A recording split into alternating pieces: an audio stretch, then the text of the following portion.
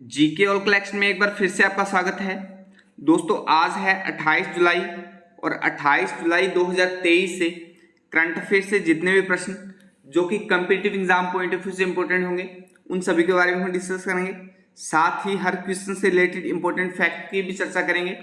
आज की क्लास की प्रैक्टिस टेस्ट पीडीएफ और आंसर की पीडीएफ आपको हमारे टेलीग्राम ग्रुप में मिल जाएगी। टेलीग्राम ग्रुप का लिंक मैंने डिस्क्रिप्शन में दे दिया है, वहां पर आपको सभी पीडीएफ एक साथ मिल जाएंगे। वीडियो को एंड तक देखें। वीडियो के एंड में जनरल साइंस का एक क्वेश्चन आपसे पूछूंगा जिसका आंसर आप कमेंट सेक्शन में दे सकते हैं। Daily current affairs video Hindi और इंग्लिश दोनों लैंग्वेज में देखने के लिए जीके ऑल कलेक्शन को सब्सक्राइब करें। तो चलिए शुरू करते हैं।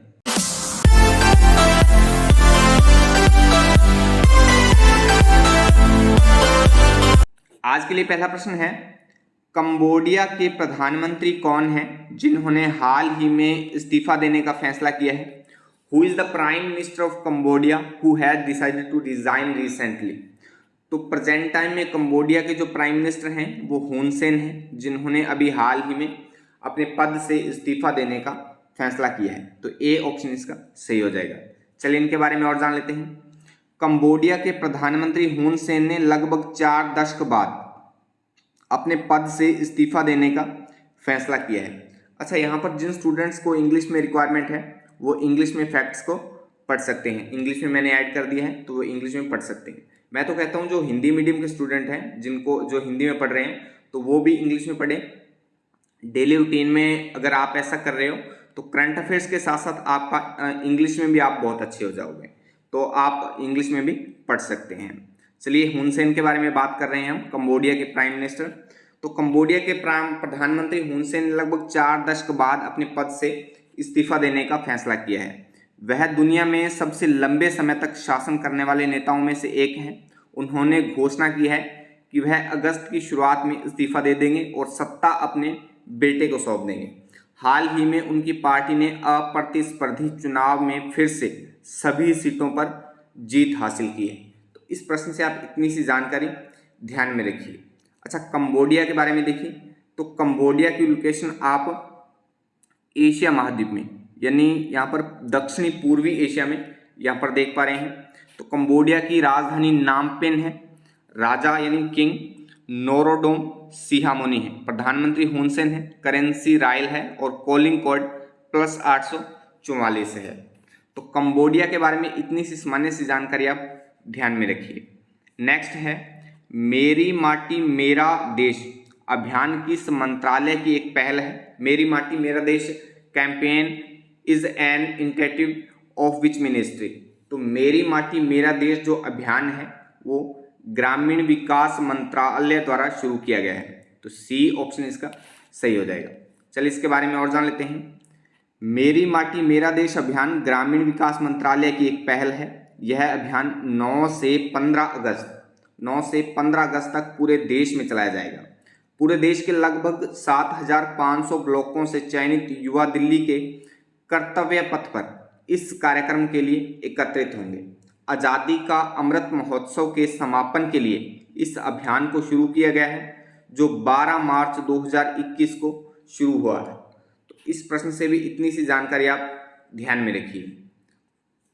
नेक्स्ट है, विश्व प्रकृति संरक्षण दिवस प्रतिवर्ष कब मनाया जाता है? When is the World nature conservation day observe every year?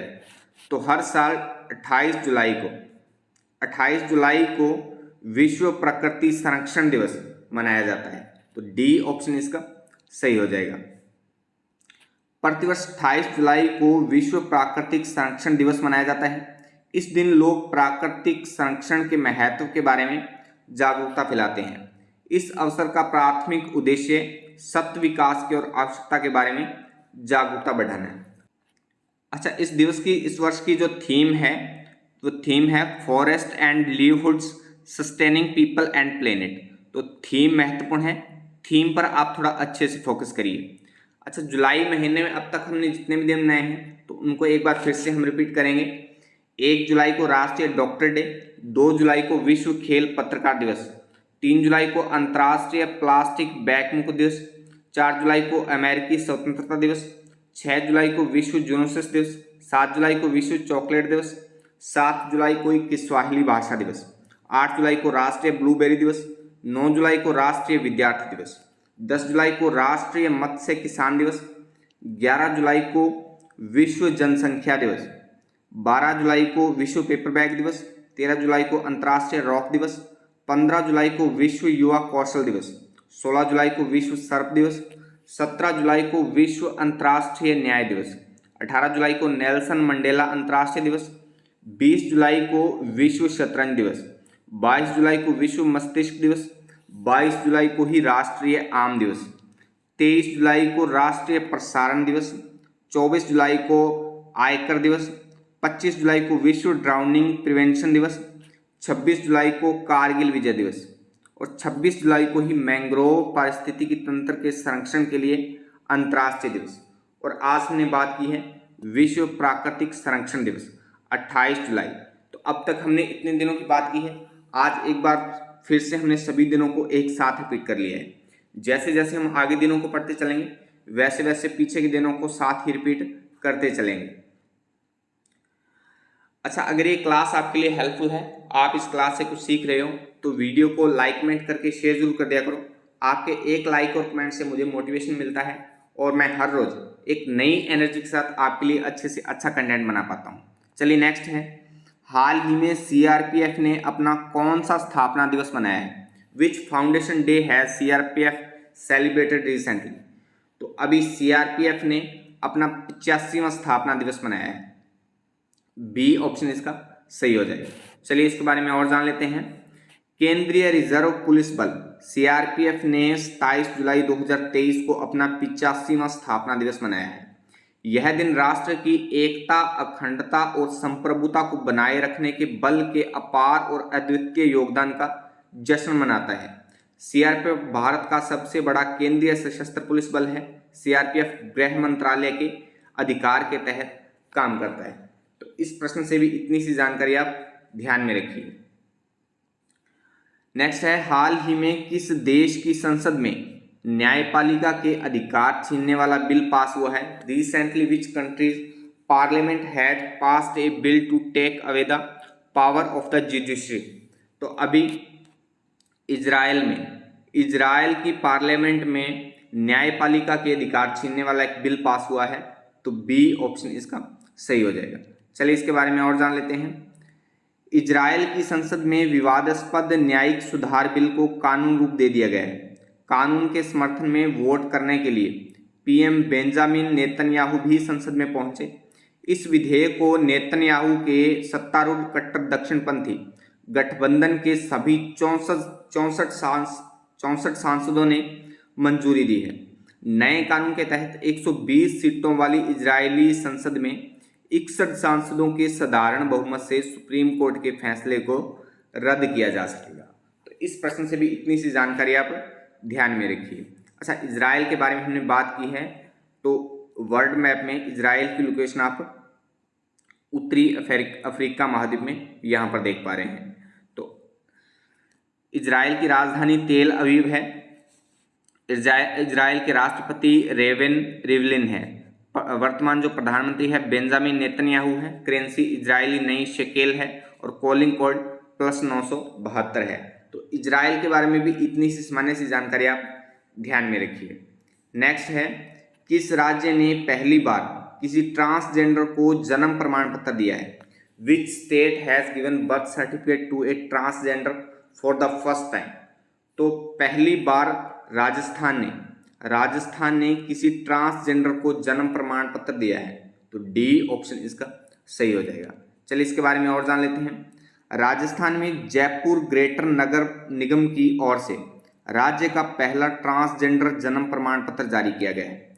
आर्थिक एवं सांख्यिकी विभाग के निदेशक और जन्म मृत्यु के चीफ रजिस्ट्रार भंवर बहरवा ने यह प्रमाण पत्र नूर शेखावत को दिया है।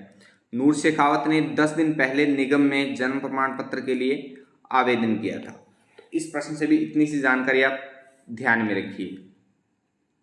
अच्छा, राजस्थान के बारे में देखिए तो राजस्थान की लोकेशन आप भारत के मानचित्र में यहाँ पर देख पा रहे हैं।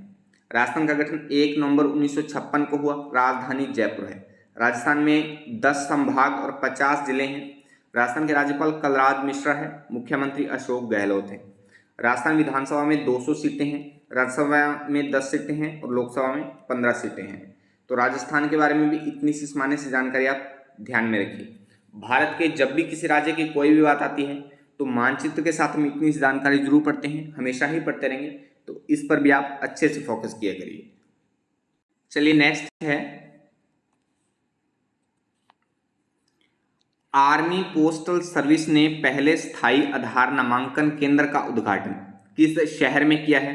इन which city has the army postal service inaugurated the first permanent Aadhaar enrolment centre? तो अभी नई दिल्ली में आर्मी पोस्टल सर्विस ने पहले स्थायी आधार नामांकन केंद्र का उद्घाटन किया है। तो ए ऑप्शन इसका सही हो जाएगा। चलिए इसके बारे में और जान लेते हैं।